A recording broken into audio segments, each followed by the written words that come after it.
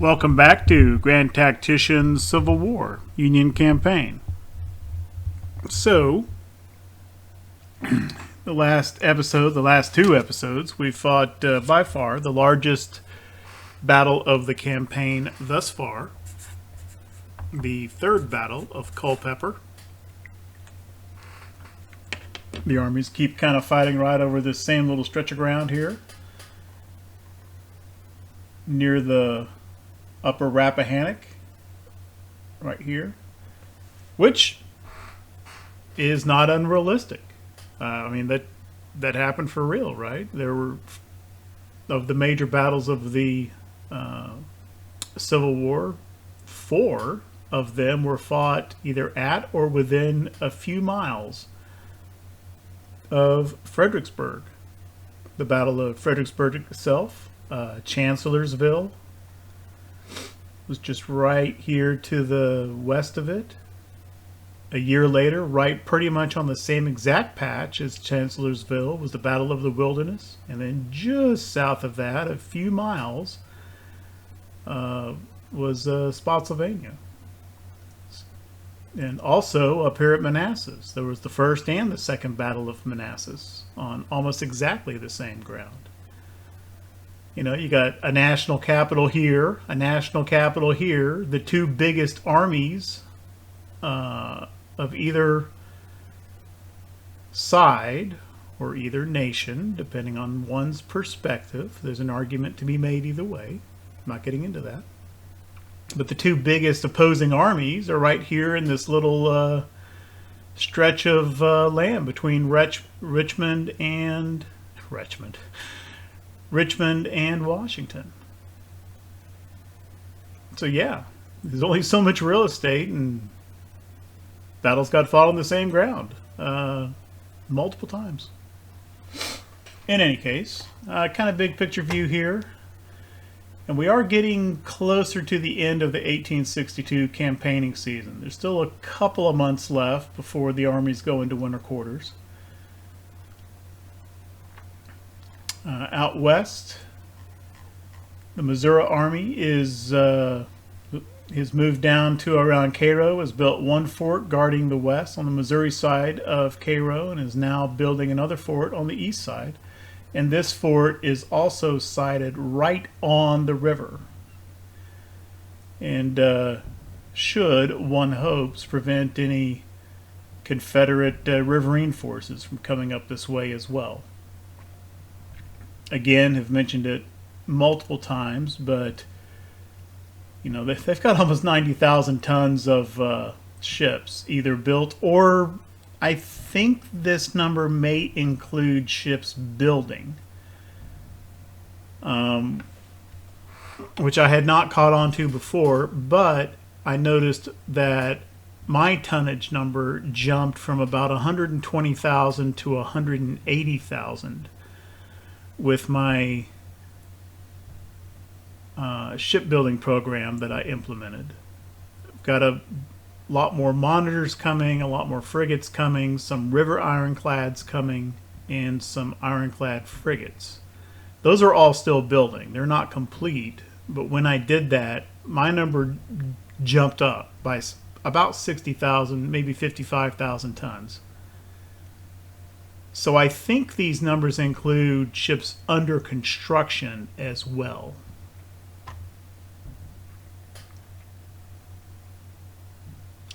Overall, kind of the big picture, national morale clearly in our favor following that third battle of Culpepper. Confederate national morale is now driven below 70%. And that's not just from the battle, that's also due to the captures of Winchester, Norfolk, and Nashville. National support has been driven even lower in the Confederate states. Again, probably because of casualties, the loss of those cities. And the Confederacy has implemented a couple of a couple of policies, which include the loss of friendly support. For example, they passed the impressment policy, which allows the Confederate government to not outright confiscate. They're not completely taking slaves, but they are impressing folks slaves for government labor, primarily for fortification building. And that comes with some loss of support among the owners of those slaves. Army morale, definitely in our favor. It's got driven really low after this battle we just finished. It'll come back up probably, but for right now, the Confederate Army morale is in bad shape. They do have over 200,000 men in uniform compared to our 270,000. And keep in mind that we probably have more men in fort garrisons than they do. So in actual fielded armies, the gap may even be narrower. Already talked about Navy tonnage. Military experience continues in our favor. Battles won, obviously. Almost twice as many casualties on the Confederate side. And again, I keep making this point. This isn't permanently removed. These aren't KIAs. These aren't deaths. A lot of these are missing and wounded and will eventually return to the manpower pools. Not all of it, but some of it. The Confederacy does still enjoy an advantage in European relations, but not so much of one that, well, let's look at that.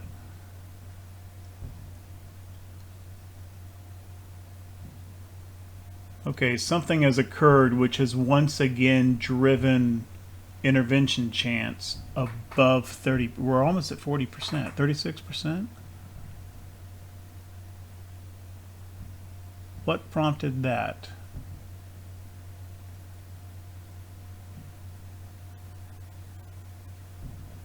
I'm looking at these modifiers, seeing what's new. Ooh, I think I may have done that with the Tariff Act. I thought that policy would affect relations, but not intervention chance. Looks like I was wrong on that. Okay, so I shot myself in the foot there. Still, 36% is probably manageable if we don't get any other changes.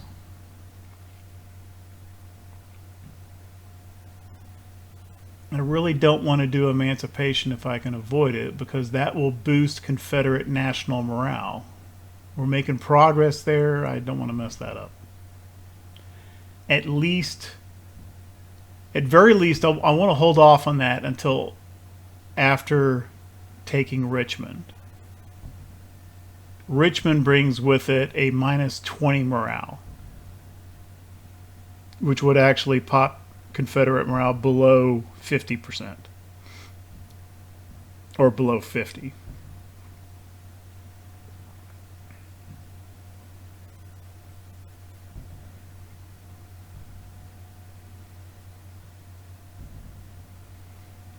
Trade warfare. Our blockade continues to have hurt the Confederacy a lot more than their raiding has hurt us. And weapons industry is still a huge advantage. As I've mentioned already in the past, though, I've got a nice flow of improved small arms coming into the armory, Smithfield muskets and so forth. Not seeing a whole lot of better artillery. And I think that is probably because I ordered the construction of so many ironclads and frigates. I think that just sucked up all the iron and steel and has probably hurt artillery production. Which brings me to policies. Just want to talk about the long-term plan there.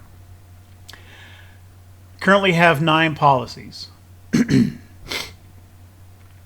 And I believe this number includes the one currently building or researching, which is the Breadbasket 2.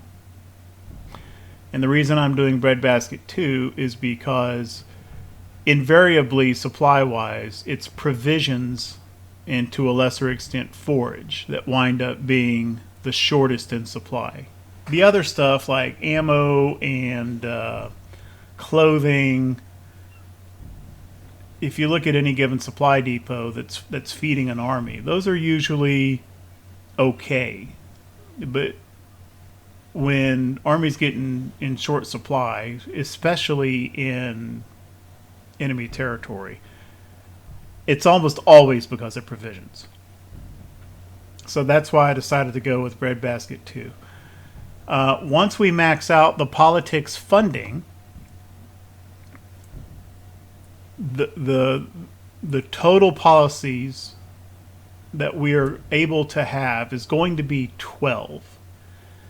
So I've got 3 left for the entire campaign, and I think that those are going to be government funding 3. Always have to keep an eye on credit rating. Because I just booted up the game and I haven't started advancing time yet, it's currently reflecting as AA-. That's pretty typical when you first boot the game up. As soon as time starts running, I think this is going to drop down to, like BBB or something like that. In any case, I want to keep this government funding available, keep a slot for that. I want to keep a slot for Military 3, which will further improve recruitment, civil order, and trade warfare subsidies, further strengthen the blockade. And as I've talked about several times, I'm trying as much as I can to keep us with only volunteers. I'm kind of getting close to the threshold of enacting a draft, but I want to put that off as long as I can, because enacting the draft affects Army morale. It affects support. Let's just take a look here.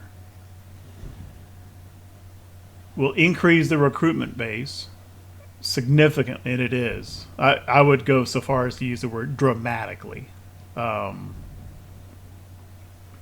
It'll open up like a couple 100,000 additional forces. However, they will have lower morale. Imposition of the draft will spark protests. National morale drops a little bit.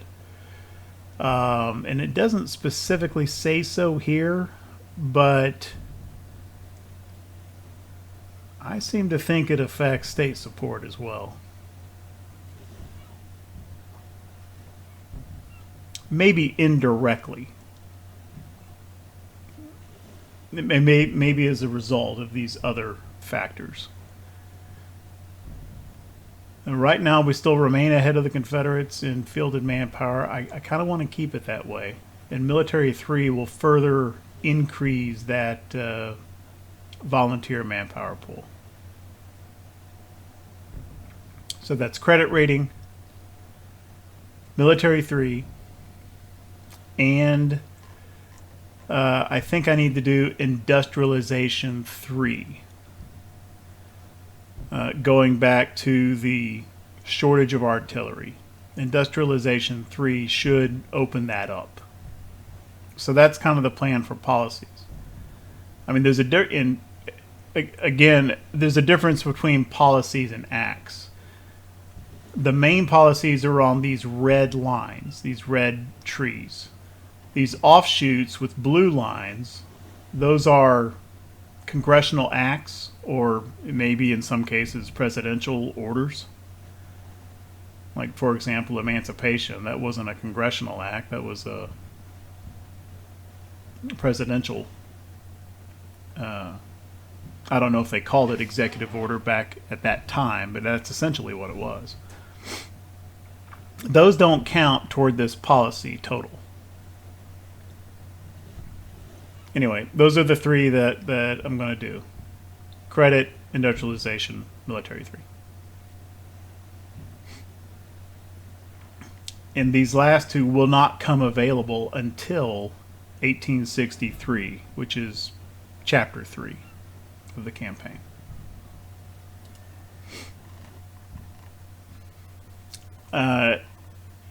Here on the, well, it's on the Tennessee and the Cumberland. Fort Donelson is sitting on the Cumberland. This is this river, which flows by Nashville. And then Forts Henry and Hyman bracket the Tennessee River. First Corps, the Army of Tennessee, is currently besieging Fort Henry and is getting pretty close to success. Rowley's doing a fine job there.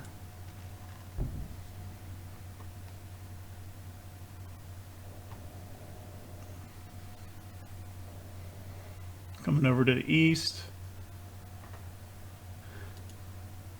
McClellan took Lynchburg, however, is in a dreadful supply status.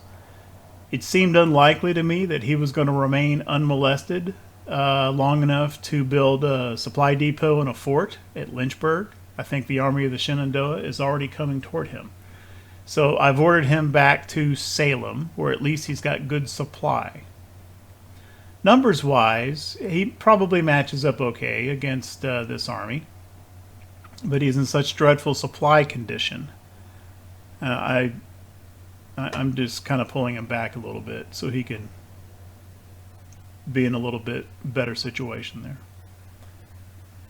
I did, however, he may not. It feels like we're getting toward a situation where McClellan is going to have to fight some tactical battles, perhaps. So I did bump up and give all of his brigades standardized rifles. They had kind of a collection of like rebored muskets in 1817 and crap like that. He didn't have straight mixed muskets, but I gave him Enfield's and Lorenz rifles for his infantry brigades.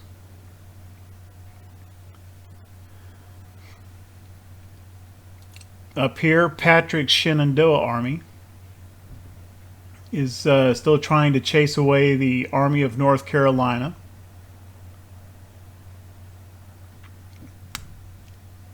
Magruder's Corps from the Army of Northern Virginia actually came up here to try to help that, and that's what actually precipitated this big battle at Culpepper.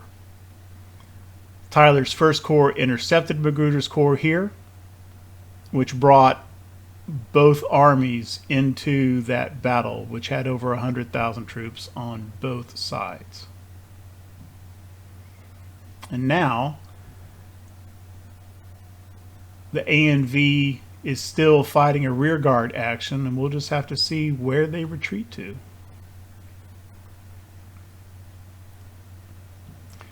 One consequence of that battle was quite a few units across the Corps gained yet more experience, and as a result, there's a lot of brigades and batteries throughout the Army of the Potomac now that simply aren't happy with their commanders. Look here at the Second Corps, unhappy. And it turns out there's 4 units that don't like their commanders. In the Third Corps, there's 7 units that don't like their commanders. And thus far, it's not showing unhappy for the First Corps.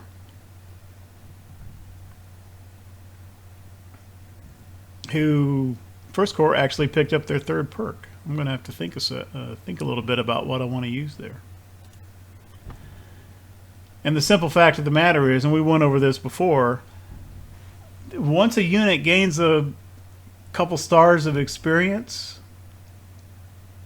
it is incredibly difficult to satisfy them with a commander that has enough fame and leadership. There just aren't very many of those officers in the officer corps, straight up. in the very few that are that good, well, they're kind of at least at the division level. More likely you'd want them up in Corps and Army Command. And so we've talked about that, and it's a pretty big topic on the STEAM discussions as well, that the development, the experience gain, the fame gain of officers, that rate of improvement is not married up well with the rate of improvement of batteries and brigades that see a lot of successful action. So it's kind of a insolvable problem, at least insolvable in a practical way in this game. That needs some attention.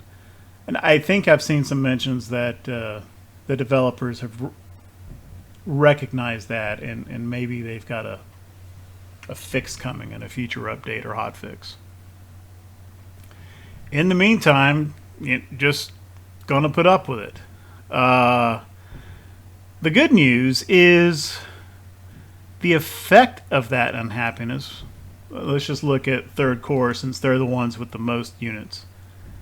If you look at their morale, and if you look at the modifiers for morale, in range of Army Commander, plus 9.6. In telegraph communication, plus 3.8. The unhappy modifier isn't very big. So while it's annoying, nobody likes to see red modifiers in this situation panel, but it's just not that big a deal. He's taking a far, far higher morale hit from being temporarily out of food. Which his supply, he's got enough food. They've got enough food coming in, right? The supply situation isn't terrible. It's just I think they've used up a lot of their supplies and everything in this last battle. So it's just something to live with. The Capital Command is still up here building these forts. We've talked about that. That was kind of a failed experiment, I guess I would say. I would not advocate putting forts under Corps command, because they might just pull the garrisons out and make the fort disappear as abandoned. So don't do that. I'm not doing that again. That may not occur if they're under Army command, but I don't know that. I'm just not going to do that in the future. But once they're in, I don't see a way to pull them back out and make them independent. Polk's Corps did cross over and is besieging Fort Washington. This is like the third or fourth time, I think fourth time, that Fort Washington has been under siege. But he's being supported by this Mobile Corps, and things are looking good for us.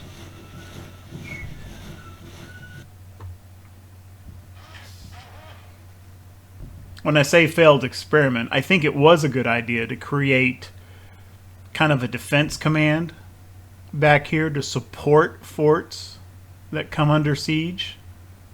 That part of the plan, I think, worked out. It's just putting the forts themselves within that same structure caused the AI to do some wacky things and abandon forts.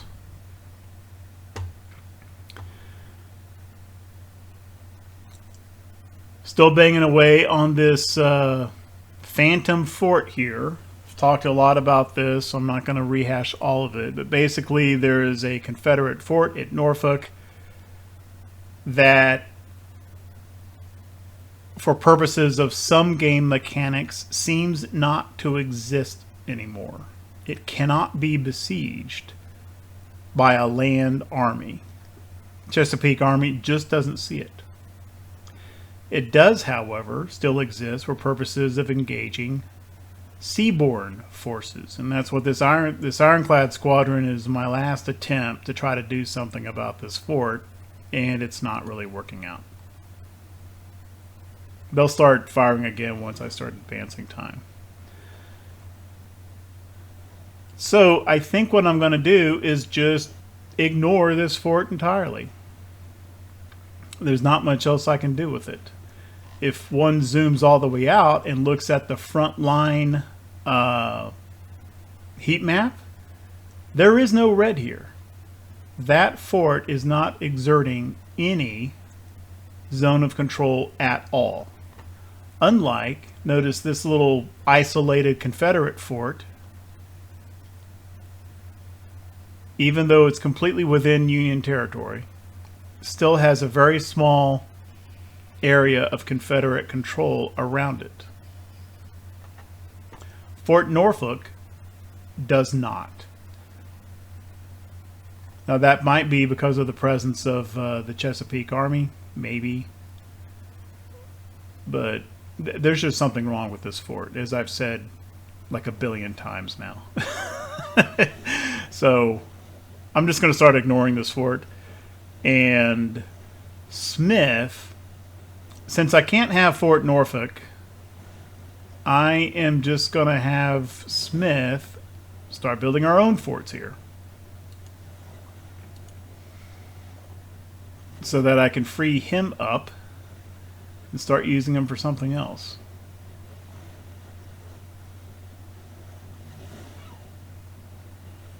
There we go. How do you like them apples? I'll just put a Union fort here. And Norfolk's pretty important. I'm going to put 2 forts in this area. I'm going to put one on the landward approach as well. Can I squeeze one in here? No.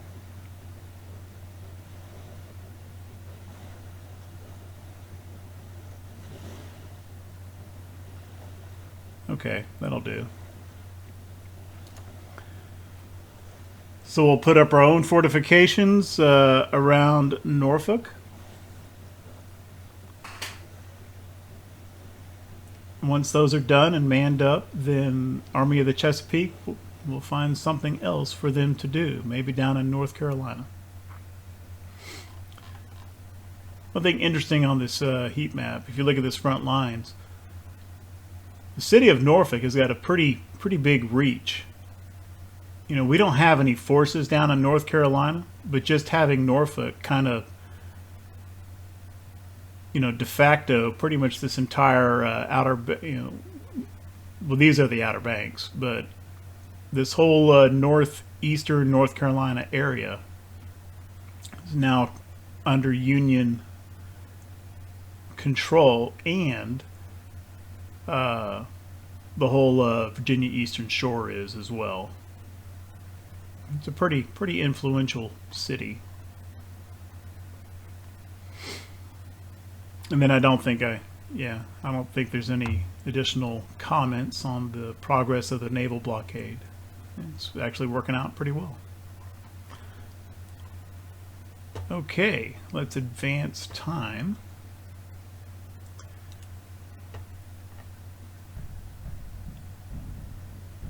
See which way the Army of Northern Virginia goes. This is going to be a pretty important supply depot. I'm going to upgrade it.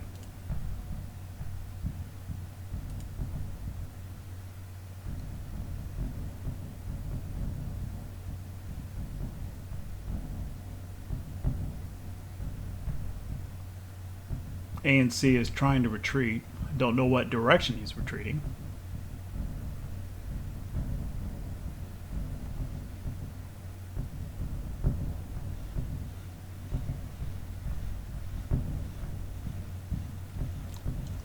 Actually not seeing any of these A and V corps.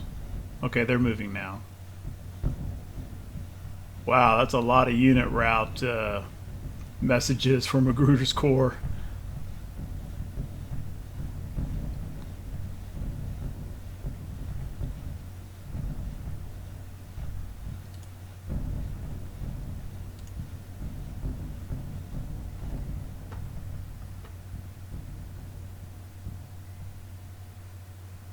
Okay, Army of the Shenandoah is going to take Lynchburg back. Fair enough. Oh, and he's going east toward Norfolk.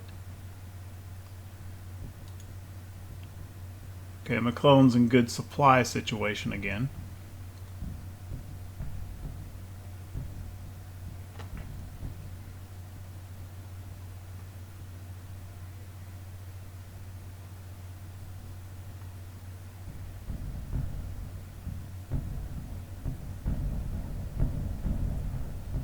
These guys making any headway? No, not really. The morale is dropping, though.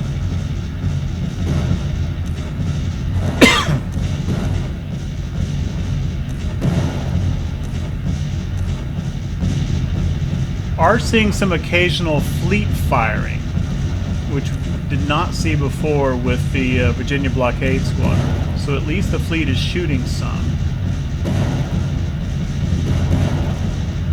That's a little loud. Turn that down.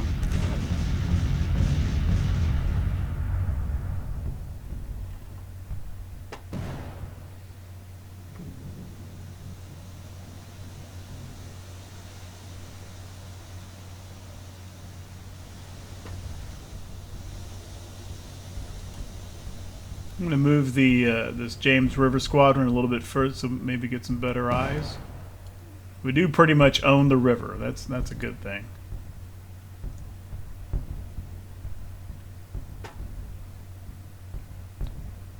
And usually in the past, I've seen the Confederacy build a fort somewhere in the Richmond area. They don't seem to have done that. Okay, all these Confederate forces have kind of pulled back.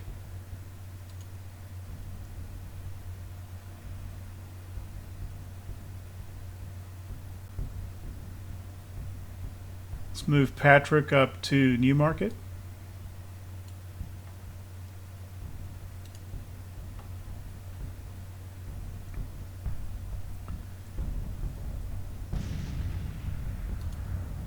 Supplies are coming back up for the Potomac Corps.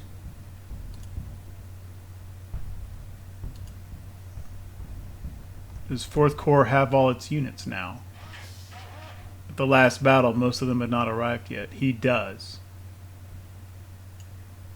I've got some ideas for reorganizing some of these corps, but I'm going to do that over the winter when they're in camp. For now, I think the road is open to Richmond.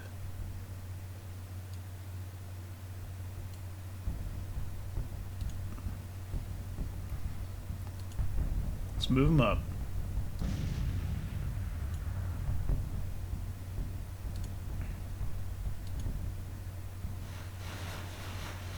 Yeah, Polk's Corps will be pulling back now. His siege of Fort Washington failed.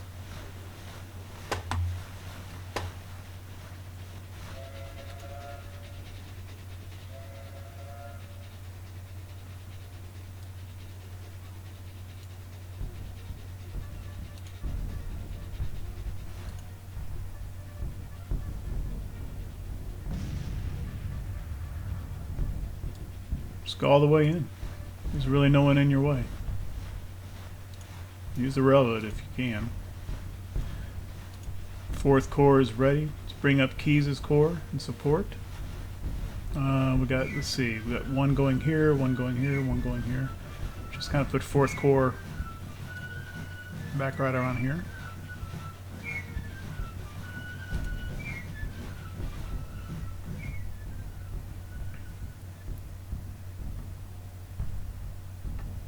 And there's Polk's Corps, pretty much ignoring the naval squadron on the river, as the AI does. Okay, we're getting some of these forts reconstituted in the capital defense. Although the war has kind of taken a turn, that kind of makes those less important. Now, okay. Fort Perrin doesn't exist anymore. its garrison does. And also somehow I wound up with 2 supply depots here. Which means at some point I thought I did not have a supply depot here and built a second one.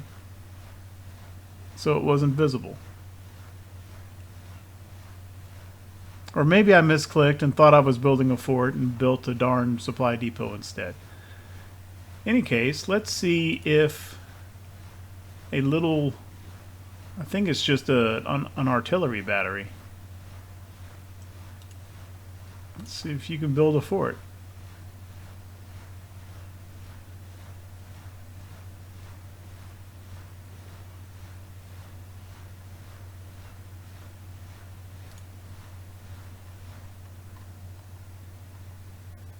I guess you can.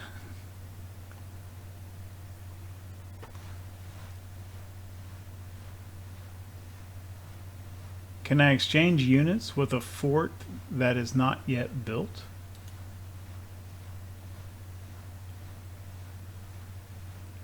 That's weird. Which way do I move? Which way do I move the garrison? Left or right?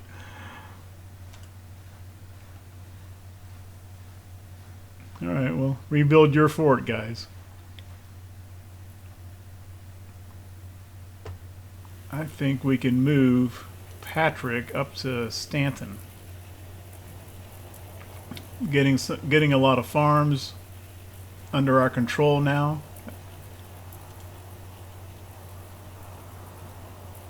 Let's move up and take control of Stanton, and that would be a great place to put up some obstructing forts.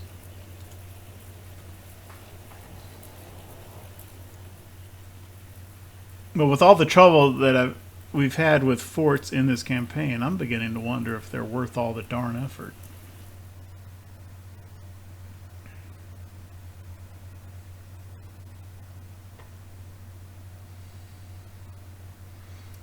Both of these forts complete now.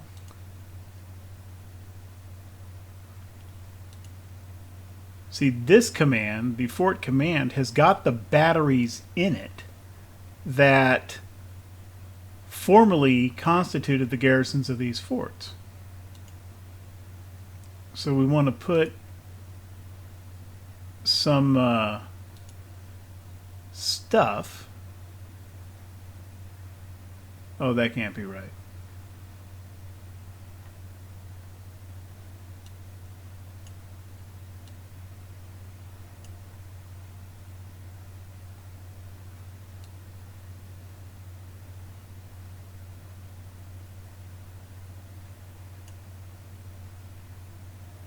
What is the name of this fort?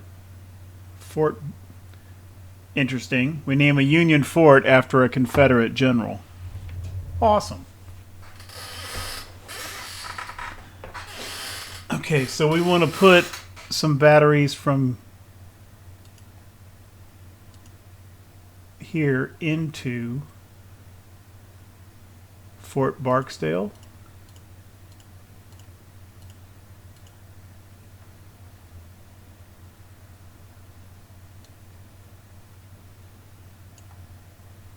Not these. This is Fort Washington. We want the batteries from the old Fort Mackay garrison to go into Fort Barksdale.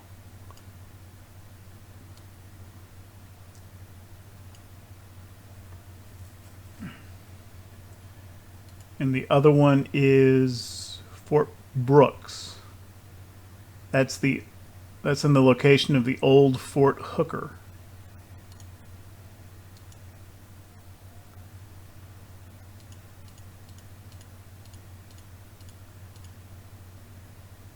Which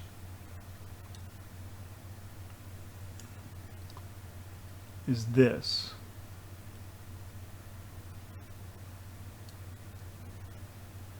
Oh my gosh, I've got John Gibbon apparently in charge of a garrison battery. I gotta fix that. Gibbon's too good a commander for that. He is a artillery guy, but I think he needs to be in a field artillery position. So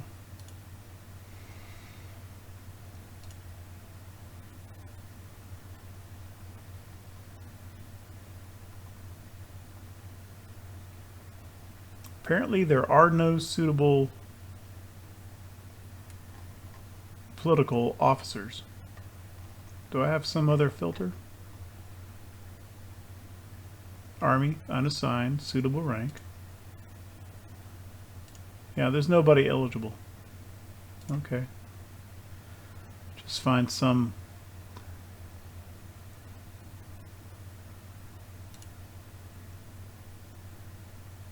That guy's stats aren't bad either.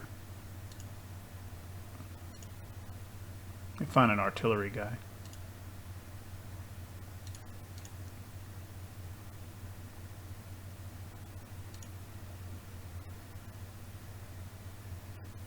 Ransom will do.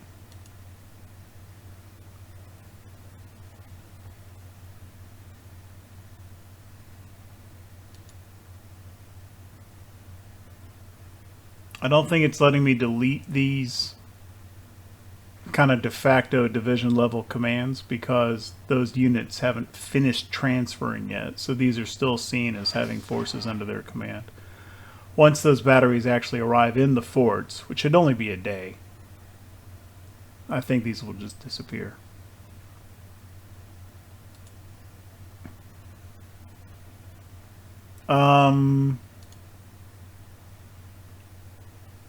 And actually, we had another fort somewhere, didn't we?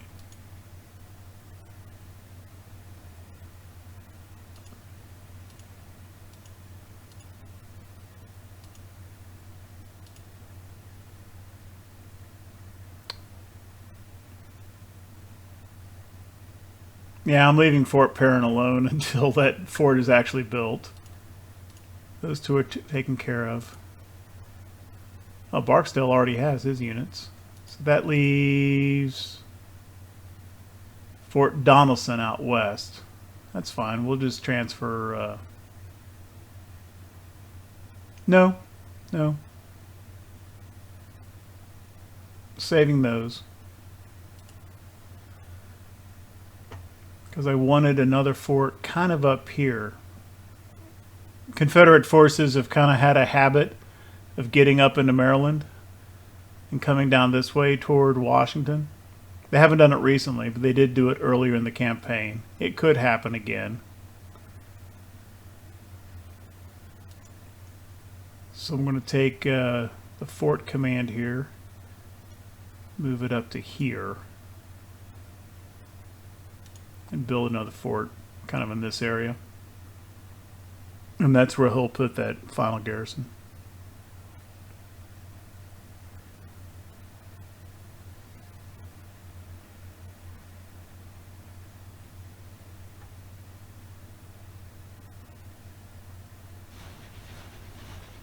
And there you have it. We are starting to capture Richmond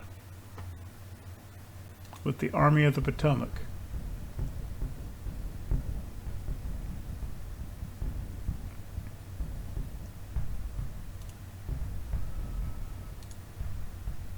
I like the armies in scouting mode. I don't know why they fell out of it.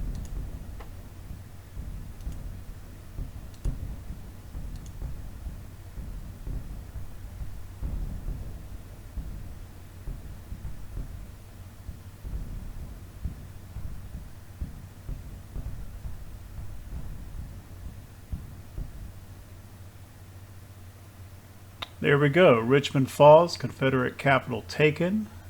Jeff Davis flees. Southerners in shock.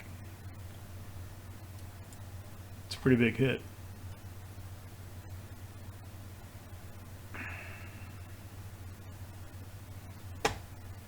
Yeah.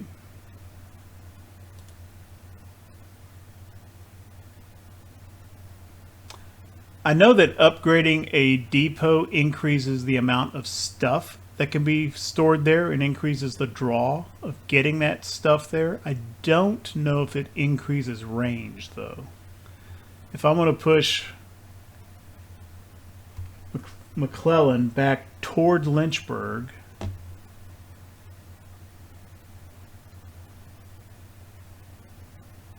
think I just need to put another. If I go all the way there, he's not in range of this supply depot. Seems like I need to put another one right here that he can build while still in range, you know, kind of leapfrogging ahead a little bit.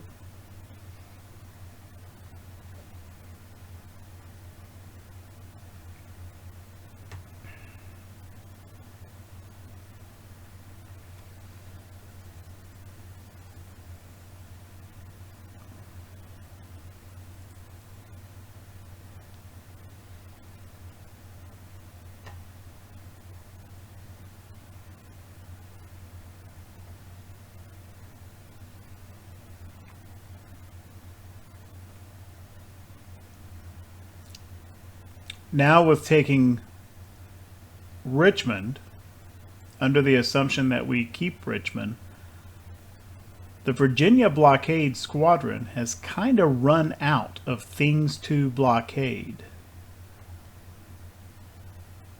This is a Union port now. This is a Union port now. This is a Union port. This is a Union port. Hampton always has been a Union port.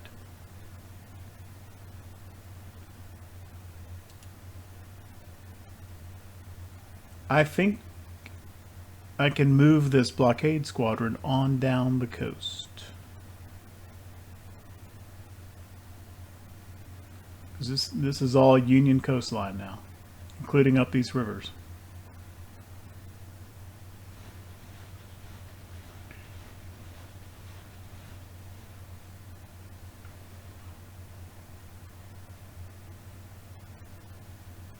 These ports are covered here. These ports are covered. Jacksonville is not.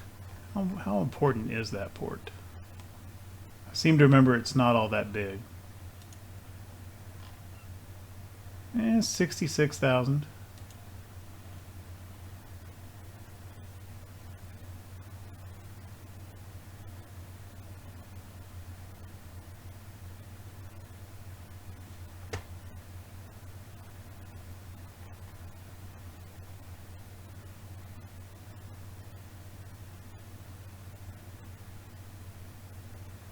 Pensacola, I think, is the biggest Confederate port which is not blockaded. Yeah, 700. We need to get ships on Pensacola.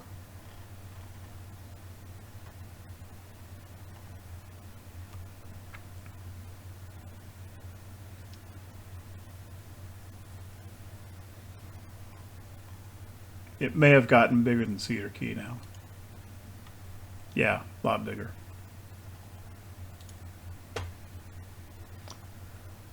So I am going to shift Florida blockade over to where it can cover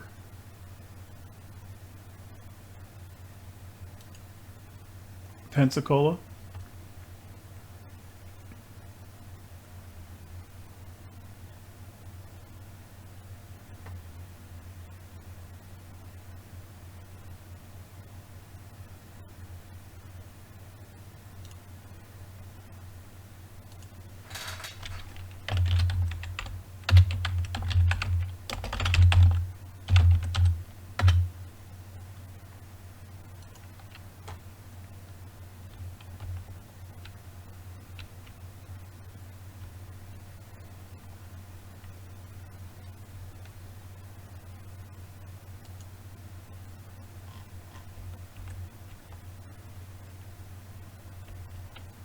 I don't want to just give it one single move order, because what will happen is the pathing will go right down through here and it'll get caught up in a fort battle with these forts. There's no point in doing that.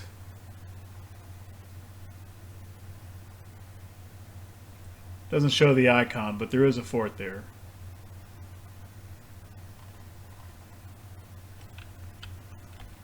So for now, I'm just going to bring him out. He doesn't need to be in blockade status at the moment. I think he'll move a little bit faster that way.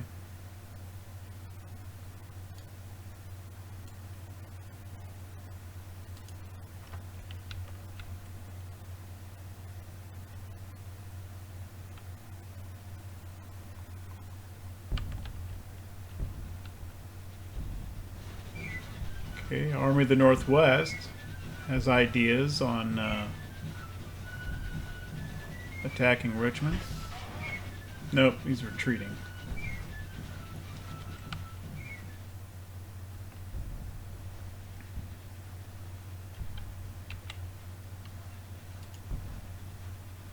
Let's kind of shift 3rd Corps a little bit closer to 1st Corps.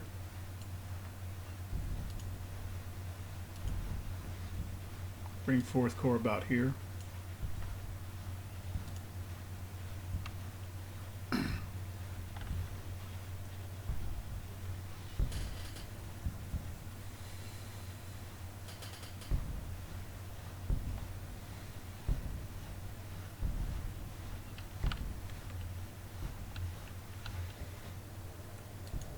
Okay, the Army of the Shenandoah has reached Stanton.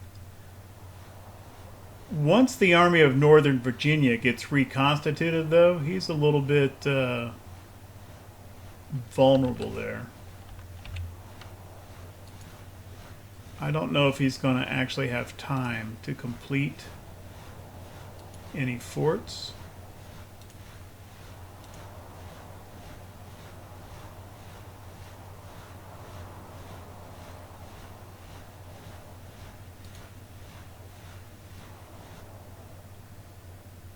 Hope he does. How's the supply? Oh, low supply. Let's get a supply depot going as well.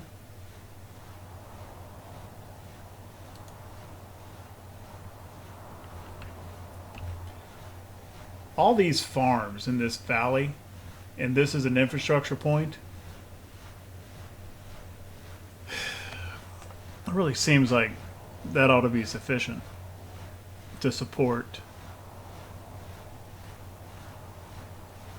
It apparently is not.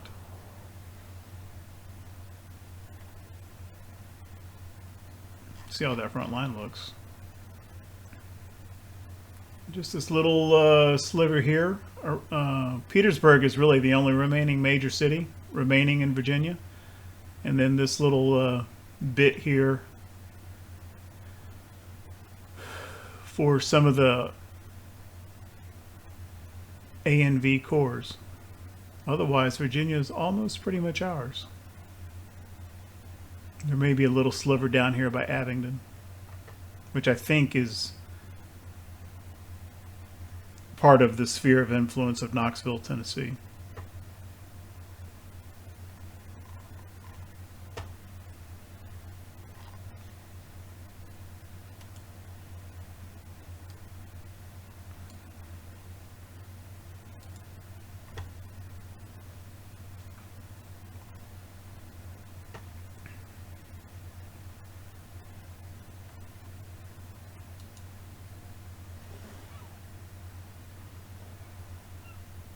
It's got Fort Norfolk garrison down to panicked. So even though nothing is happening to the fort or the guns or the actual troops, morale is going down.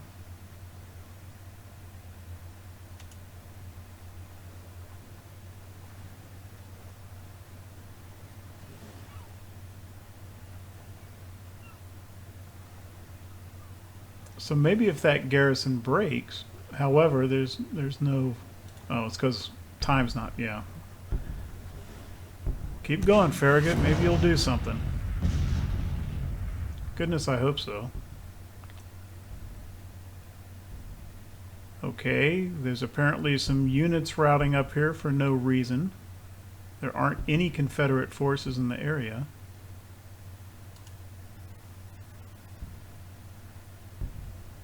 I don't get that. Are those old messages still scrolling up from the old siege?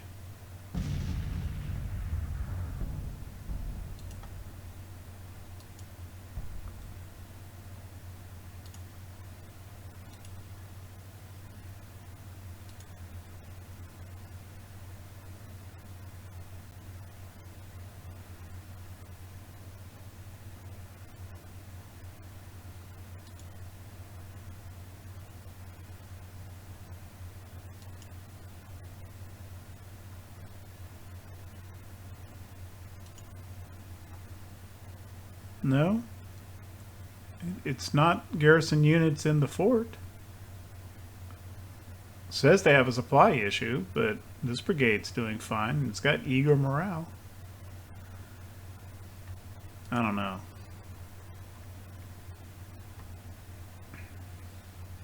Lots of fort questions in this campaign.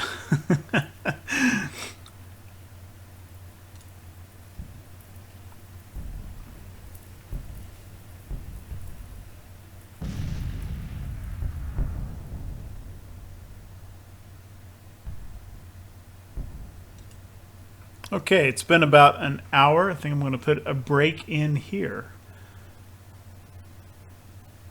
So the main Confederate army has retreated, still got supply issues, which makes sense because it's kind of in a pocket now, cut off from the rest of Confederate territory. As far as I can tell, they're building a supply depot, but for right now, there's not supply for these corps, so they're in kind of bad shape. A little bit of a race against time.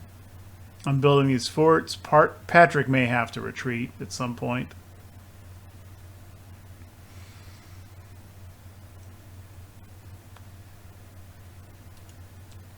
I'm kind of thinking it might not be a bad idea to move McClellan up to support Patrick, but at the moment I don't think the supply situation even remotely allows for that. Lynchburg is Union for the moment. I don't know if it's going to stay that way. I'm kind of thinking that once the A and V fixes themselves, at least one of these or two of these corps may come down and retake Virginia. Another way to do this is, they're done retreating.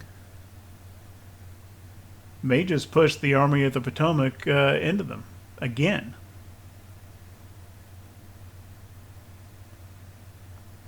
That's probably the way to go.